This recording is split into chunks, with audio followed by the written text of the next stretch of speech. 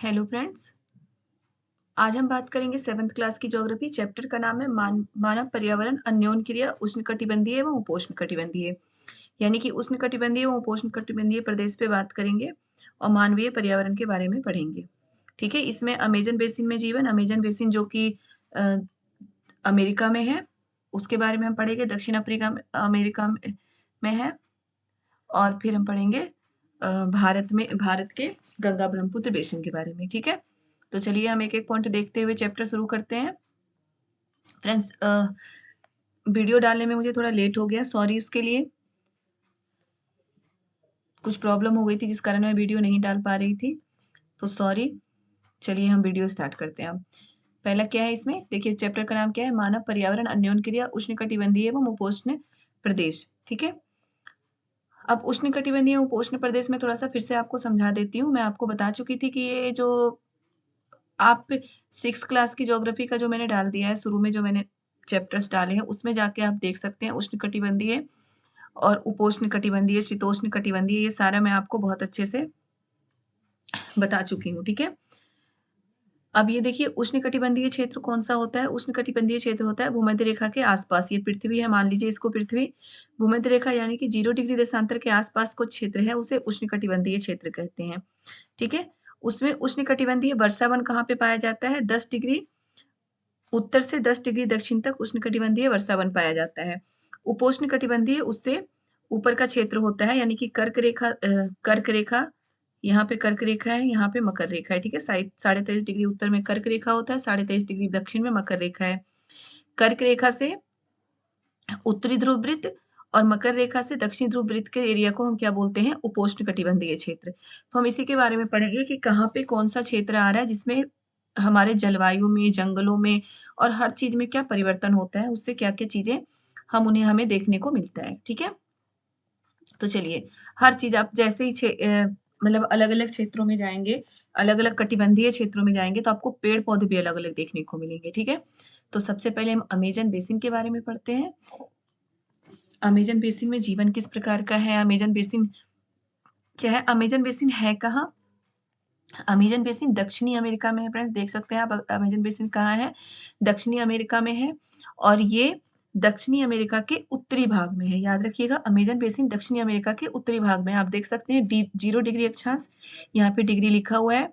मैंने आपको बोला था कि 0 डिग्री अक्षांश से 10 डिग्री उत्तर और 10 डिग्री दक्षिण के बीच हमें उष्णकटिबंधीय क्षेत्र, मतलब कि उष्णकटिबंधीय वर्षावन मिलता है यहाँ पे, और इसे हम कर्क रेखा से मकर रेखा के क्षेत्र को उष्णकटिबंधीय क्षेत्र कहते हैं। ये 0 डिग्री पे बिल्कुल अमेजन बेसिन है, देख सकते हैं आप। और ब्राजील का जंगल, ब्राजील के जंगल को मैं पहले आपको बता चुकी हूँ कि पृथ्वी का फेफड़ा कहा गया है, मतलब जो हमारा दिल कहा गया है, पृथ्वी का दिल कहा गया है, क्योंकि वो जंगल बहुत ही घने जंगल हैं, वर्षावन का क्षेत्र है वो, और वहां से बहुत सारे, मतलब पूरे विश्व को बहुत सारा ऑक्सीजन मिलता है। इससे उसे क्या बोला गया है, पृथ्वी का फेफड़ा बोला गया है। ब्राजील के जंगलों को देख सकते हैं आप, 10 डिग्री मतलब कि जो भूमध्य रेखा से 10 डिग्री दक्षिण पे है हमारा ब्राजील। ओके, तो ये है हमारा कौन सा क्षेत्र, यहाँ से यहाँ तक का जो क्षेत्र है, इधर से देख सकते हैं यहाँ से यहाँ तक का जो क्षेत्र है वो हमारा कौन सा क्षेत्र है, ये है अमेजन बेसिन का क्षेत्र। अब अमेजन के बेसिन के चारों तरफ बहुत सारे शहर हैं, Peru, Ecuador, Colombia, Venezuela. Venezuela से आप याद करिए, वेनेजुएला में क्या था, वेनेजुएला में सबसे बड़ा, सबसे ऊंचा जलप्रपात कहाँ पे है हमारा, वेनेजुएला का एंजल जलप्रपात है, जो मैं पीछे आपको पढ़ा चुकी हूँ। मैं वो चीज रिवीजन करते हुए आपको बताती रहती हूँ ताकि आपको याद रखे। वेनेजुएला में ही सबसे ऊंचा जलप्रपात है एंजल जलप्रपात। ठीक है, दक्षिण अफ्रीका के वेनेजुएला में दक्षिण अमेरिका के वेनेजुएला में सबसे ऊंचा जलप्रपात है जिसे क्या बोलते हैं, एंजल जलप्रपात। ओके, चिली, देख सकते हैं चिली, ये सारे देश जो हैं, इससे जो हमारा अमेजन बेसिन का क्षेत्र है ये घिरा हुआ है। ठीक है, अब है सहायक नदियां। अमेजन बेसिन यानी कि बेसिन का मतलब आप समझते हैं कि अमेजन बेसिन का मतलब क्या होता है, जहाँ बहुत सारी नदियां मिलकर एक नदी बनाती है। देखिए अमेजन बेसिन के विषय में आप जानने से पहले हम मानचित्र के देखें ध्यान से कि उष्णकटिबंधीय प्रदेश कर्क रेखा और मकर रेखा के मध्य स्थित है। भूमध्य रेखा से 10 डिग्री उत्तर 10 डिग्री दक्षिण के मध्य के भाग को भूमध्य रेखीय प्रदेश कहते हैं। ठीक है, भूमध्य रेखीय प्रदेश किसको बोलते हैं, भूमध्य रेखा से 10 डिग्री उत्तर और 10 डिग्री दक्षिण का भाग, यानी कि यहाँ से यहाँ का जो भाग है इसे हम क्या बोलेंगे, भूमध्य रेखीय प्रदेश बोलेंगे। ओके, अमेजन नदी इसी प्रदेश से होकर बहती है। ध्यान दें कि यह पश्चिम में पर्वतों से निकलकर पूर्व में महासागर में कैसे पहुँचती है।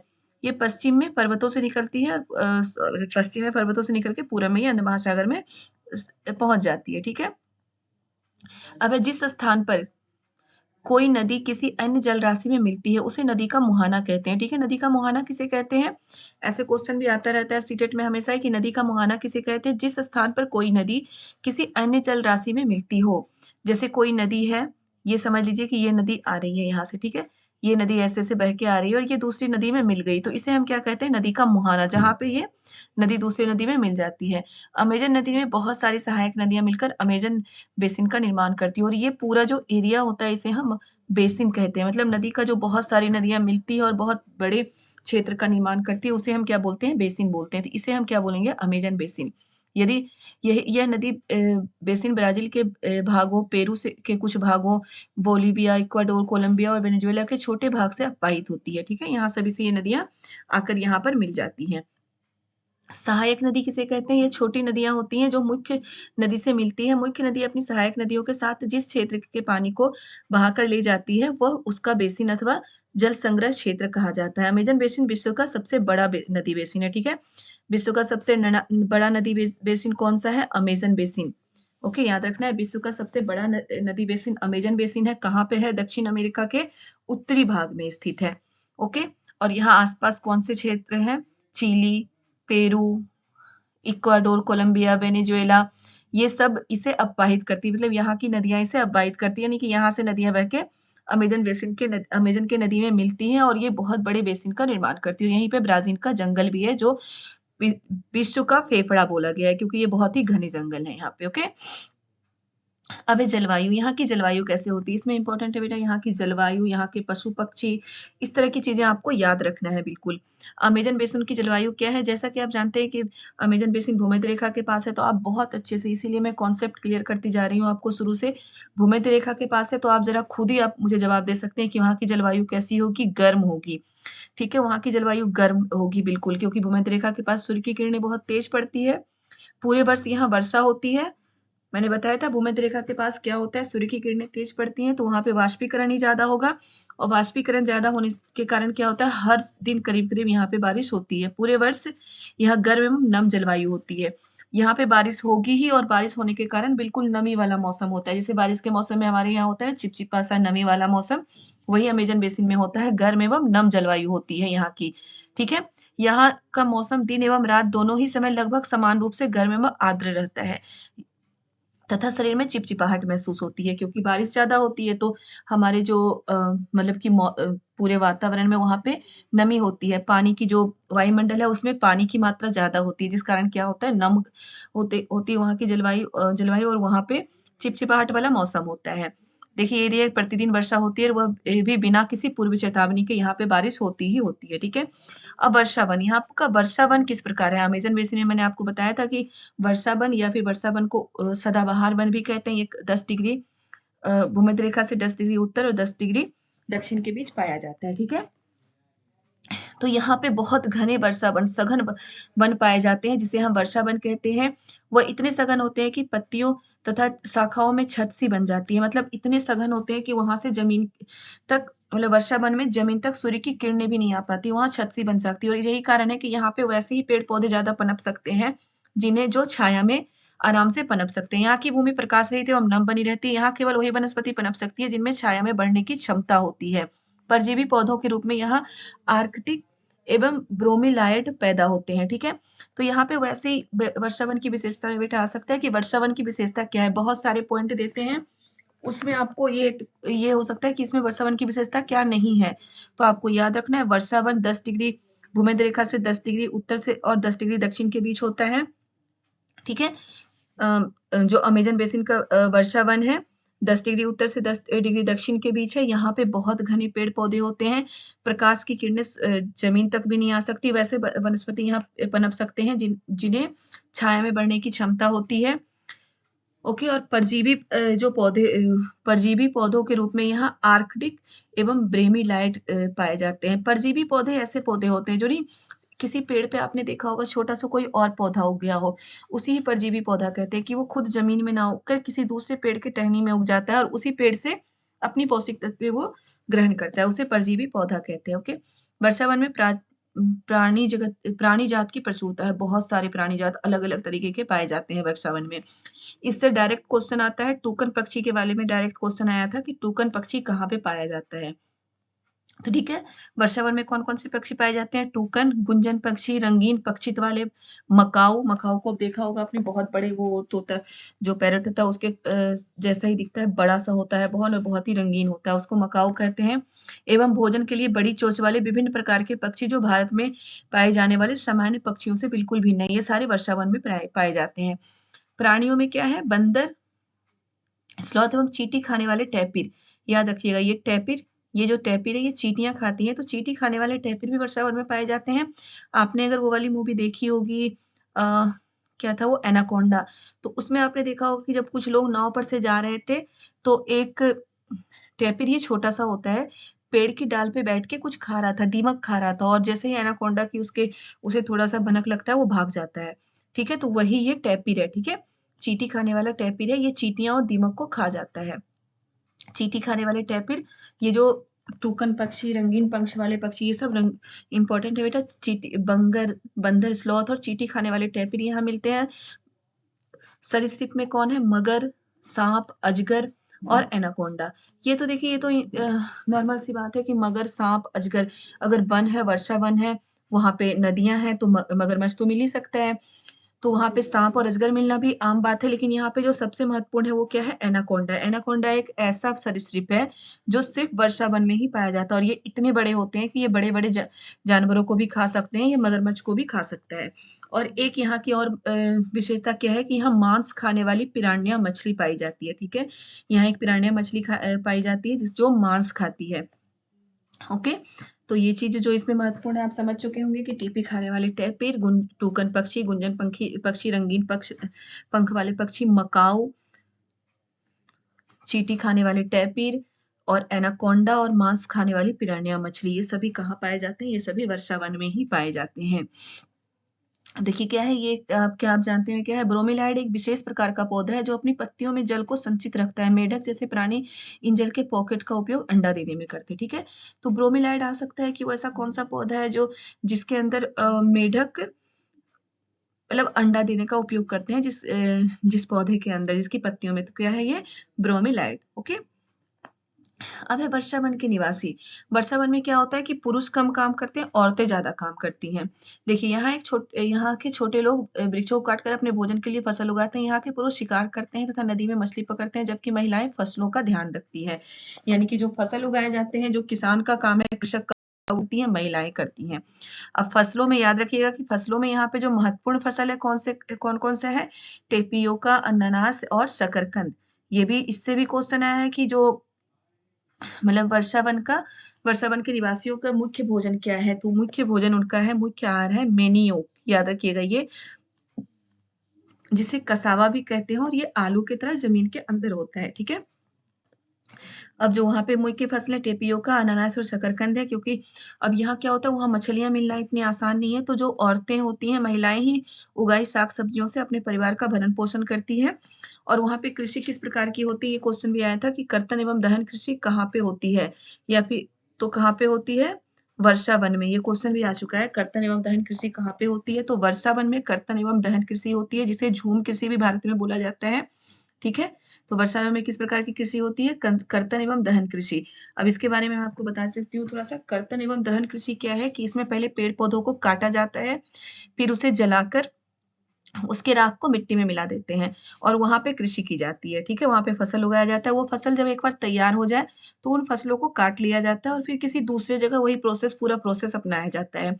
ये नहीं कि एक ही जगह बार-बार कृषि की जाए, तो इससे क्या होता है जंगलों का विनाश भी नहीं होता, क्योंकि जहाँ पे कृषि हुई, वहाँ से दोबारा पेड़-पौधे वहाँ उग जाते हैं, अगर उस खेत को छोड़ दिया जाए।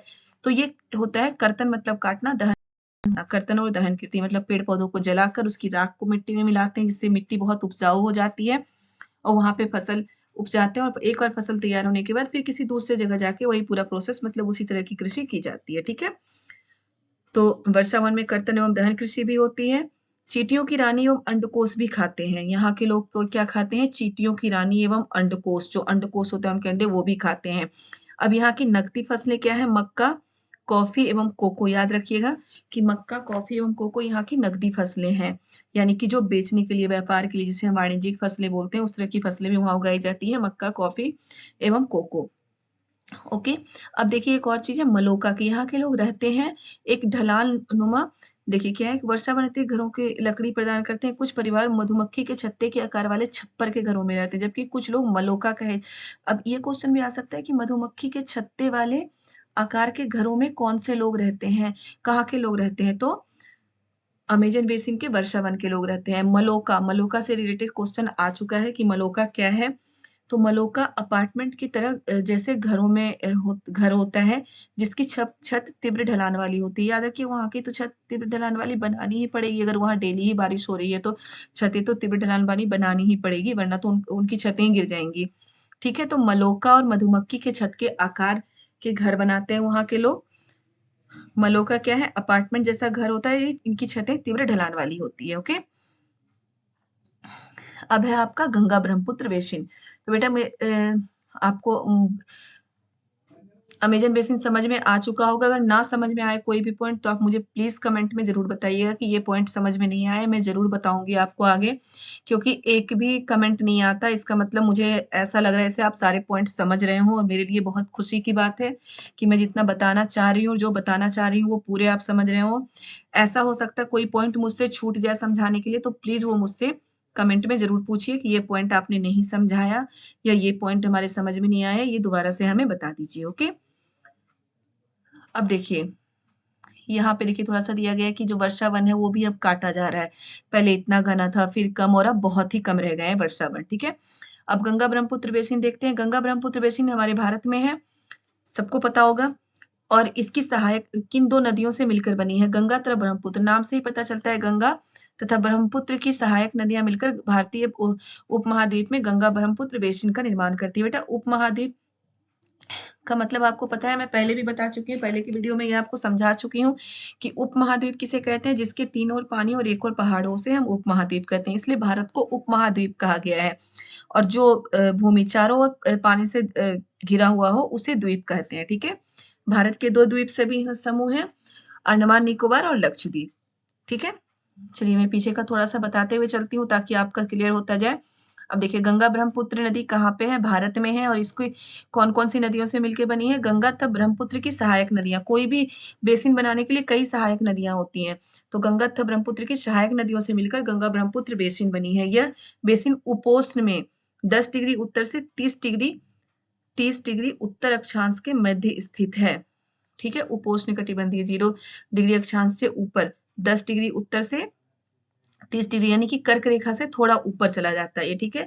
उत्तर के अक्षांश में स्थित है। घाघरा, सोन, चंबल, गंडक, कोसी जैसी सहायक नदियाँ एवं ब्रह्मपुत्र की सहायक नदियाँ इसमें अपवाहित होती है। सहायक नदियों को आप एक बार ज़रूर देख लीजिएगा, कौन-कौन सी सहायक नदियाँ गंगा की है। घाघरा, सोन, चंबल, गंडक जैसी गंगा की सहायक नदियाँ मिलकर और ब्रह्मपुत्र की सहायक नदियाँ मिलकर गंगा ब्रह्मपुत्र बेसिन का निर्माण करती है, ठीक है?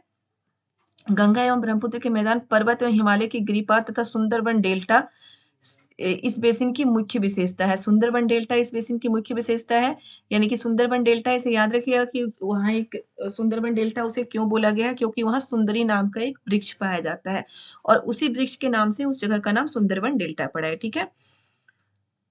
मैदानी क्षेत्र में अनेक चाप झील पाए जाते हैं। आपको पता है कि जहाँ पे नदियाँ बहती हैं, कई सारी नदियाँ बहती हैं। चाप झील मैं आपको पिछले चैप्टर में बता चुकी हूँ, पिछले से पिछले चैप्टर में चाप झील क्या होता है, जिसमें नदियों के बारे में मैंने आपको बताया है। तो जहाँ नदियाँ ढेर सारी बनती हैं, वहाँ तो चाप झील बनना ही है।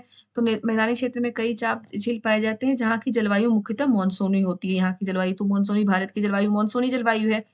इसी से समझ गए होंगे कि यहाँ की जलवायु तो मानसूनी होगी ही। वही जो अमेज़न बेसिन की जलवायु गर्म और नम जलवायु थी, ठीक है? बेसिन क्षेत्र में विभिन्न प्रकार की स्थलाकृति है, जनसंख्या के वितरण में पर्यावरण की प्रमुख भूमिका होती है। अब बेसिन क्षेत्र में क्या होता है? विभिन्न प्रकार की स्थलाकृति है, पहाड़ी भी है और समतल, मतलब मैदानी क्षेत्र भी है। तो पहाड़ी क्षेत्र में जनसंख्या कम होती है। देखिए ये गंगा ब्रह्मपुत्र बेसिन के पर्वतीय क्षेत्र में कम लोग रहते हैं। आपको पता है कि पर्वतीय क्षेत्र में जहाँ हमें ज़्यादा सुविधा मिलेगी, हम वहीं रहना चाहते हैं। वहीं जो मैदानी क्षेत्र है, वहाँ जनसंख्या घनत्व अधिक होता है।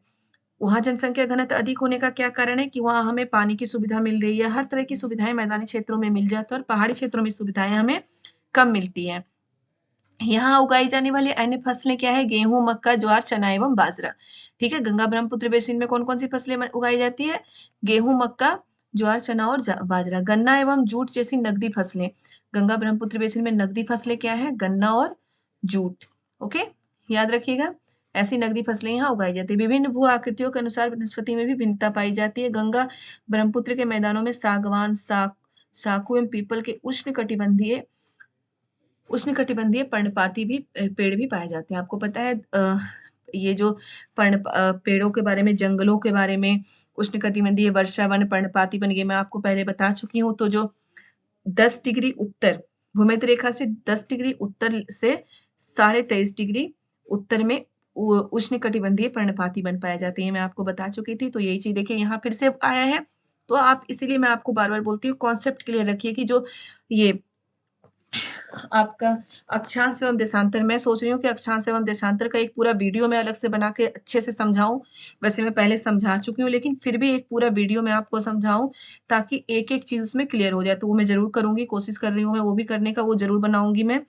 क्योंकि उसी से बहुत सारे क्वेश्चन आते हैं बेटा, बहुत सारे रिलेटेड क्वेश्चन हैं उससे, जो आते हैं हमारे एग्ज़ाम में। बहुत सारे एग्ज़ाम है, CTET, UP TET, Bihar TET या फिर जो यूपीएससी का बेसिक चीज़ें होती हैं, बेसिक एग्ज़ाम होता है, उसमें भी ये सारे क्वेश्चन आते हैं।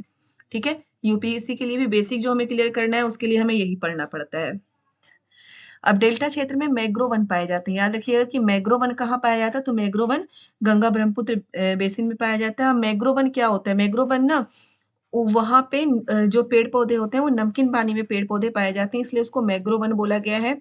और उनकी जो जड़ें होती हैं, पानी में लटकी हुई होती हैं, ठीक है? उत्तराखंड, सिक्किम एवं अरुणाचल प्रदेश की ठंडी जलवायु एवं तीव्र ढाल वाले भागों में चीड़, देवदार एवं फर जैसे शंकुधारी पेड़ पाए जाते हैं। अब गंगा ब्रह्मपुत्र बेसिन में क्या-क्या पाया जाता है? देखिए, एक सींग वाला गैंडा सिर्फ़ गंगा ब्रह्मपुत्र बेसिन में पाया जाता है, मगर भी पाया जाता है गंगा ब्रह्मपुत्र बेसिन में, है ना? हाथी, बाघ, हिरण एवं बंदर आदि सामान्य रूप से पाए जाने वाले जीव हैं।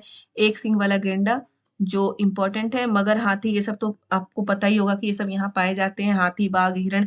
लेकिन एक सींग वाला गैंडा कहाँ पाया जाता है? गंगा ब्रह्मपुत्र बेसिन में ही पाया जाता है। अब देखिए ये क्या है कि वेदिका कृषि जिसे सीढ़ीनुमा कृषि बोलते हैं। वेदिकाओं का निर्माण खड़ी ढलान पर समतल सतह पर कृषि करने के लिए किया गया है। यानी कि जो पहाड़ी क्षेत्र होता है उस पर कृषि की जाती है, वेदिका कृषि के उसी को हम बोलते हैं वेदिका कृषि, ठीक है? अब आगे देखिए क्या है, गंगा एवं ब्रह्मपुत्र नदी के अलवन जल में, ये भी बहुत इंपॉर्टेंट है बेटा, ये क्वेश्चन आ चुका है कि गंगा एवं ब्रह्मपुत्र नदी के अलवन जल में एक प्रकार की डॉल्फिन पाई जाती है जिसे स्थानीय भाषा में सूसू कहा जाता है। सूसू की आपको सूसू से याद रहेगा शायद। सूसू की उपस्थिति से जल की शुद्धता का पता चलता है। तो ये क्वेश्चन आ चुका था बहुत पहले, शायद 2014 या 13 के सीटेट में ये क्वेश्चन आया हुआ है कि जो सूसू क्या है? तो सूसू क्या है? वो एक प्रकार की डॉल्फिन है और हो सकता है इससे कई चीज़ें, मतलब कि इसमें क्या इसकी विशेषता नहीं है, ये आ सकता है। तो ये एक प्रकार की डॉल्फिन है, उनका नाम सूसू है। स्थानीय भाषा में उसके सूसू कहा जाता है और क्या है उसकी अलवन अलवनीय जल में यानी कि जो मीठा पानी होता है उसमें पाया जाता है और इससे जल की शुद्धता का पता चलता है क्योंकि शुद्ध पानी में ही पाया जाता है। ये जो डॉल्फिन है, अगर पानी गंदा हो तो ये मर जाती है और डॉल्फिन वहाँ रह ही नहीं सकती है, ठीक है? तो आपको ये याद रखना है और ये अंधी होती है और एक विशेषता, ये अंधी होती है, अंधी डॉल्फिन, ठीक है? गंगा ब्रह्मपुत्र बेसिन में एक डॉल्फिन पाई जाती है, इसे अंधी डॉल्फिन भी कहा गया है। ओके, अब ये देखिए ये ऐसे क्वेश्चन भी आते हैं, गंगा ब्रह्मपुत्र के मैदानों में कई बड़े शहर एवं कस्बे हैं। इलाहाबाद यानी कि ये आता है कि गंगा नदी कौन-कौन से शहरों से होकर गुजरती है। इलाहाबाद, कानपुर, वाराणसी, लखनऊ, पटना एवं कोलकाता। ये सब जगह से जो मैदानी क्षेत्र हैं, ये सब मैदानी क्षेत्रों से होकर गंगा नदी बहती है। ओके? क्या आप जानते हैं गंगा नदी के संरक्षण के लिए नमामि गंगे कार्यक्रम को शुरू शुरू किया गया है? तो ये भी क्वेश्चन आ सकता है कि नमामि गंगे कार्यक्रम को किसके संरक्षण के लिए शुरू किया गया है? तो गंगा नदी के संरक्षण के लिए, नाम से ही है, ये तो आप कर लोगे आराम से। चलिए मैं ऑब्जेक्टिव क्वेश्चन बता देती हूँ।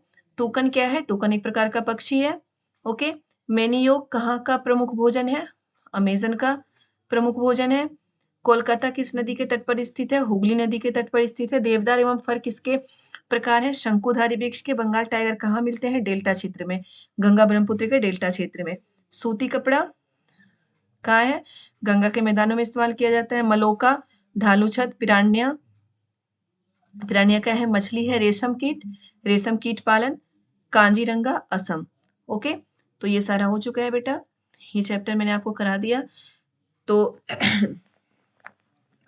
नेक्स्ट क्वेश्चन मैं बहुत जल्दी डालूंगी, बहुत जल्दी नहीं, मैं कल ही डाल दूंगी नेक्स्ट क्वेश्चन भी, सॉरी नेक्स्ट चैप्टर भी। तो आप प्लीज पढ़ते रहिए अच्छे से, आपका एग्जाम बहुत अच्छा जाए। ओके, आप सभी जो जो वीडियो देख रहे हैं, जो नहीं देख रहे हैं, सभी का एग्जाम क्लियर हो, मैं यही चाहूंगी। और मेरे वीडियो से प्लीज अगर किसी को फायदा हो रहा है तो वो कमेंट में जरूर बताएं कि उनको मेरे वीडियो से फायदा हो रहा है। मेरा वीडियो अगर अच्छा लगे तो प्लीज चैनल को सब्सक्राइब करें, वीडियो को लाइक करें और जहां तक हो सके, जितना हो सके वीडियो को शेयर करें। ओके, और अगर कोई दिक्कत हो, कुछ पूछना हो आपको, तो आप बिल्कुल पूछ सकते हैं। कहीं से कोई भी प्रॉब्लम हो तो वो प्रॉब्लम आप मतलब चैप्टर से कहीं कोई प्रॉब्लम हो, कुछ टॉपिक आपको पूछना हो, कोई ऐसा टॉपिक जो हिस्ट्री और सिविक्स का भी हो, जो आपका क्लियर नहीं हो रहा हो, आप मुझसे पढ़ना चाह रहे हो, पूछना चाह रहे हो, तो वो टॉपिक आप मुझे ज़रूर बताइए। उस टॉपिक के लिए मैं वीडियो बना के डाल दूँगी। क्योंकि अभी इतना टाइम नहीं है एग्ज़ाम के पहले कि मैं हिस्ट्री और सिविक्स का पूरा वीडियो डाल सकूँ, तो मैं बिल्कुल कोशिश करूँगी कि उस टॉपिक का वीडियो मैं डालूँ। ओके बच्चों, बाय-बाय।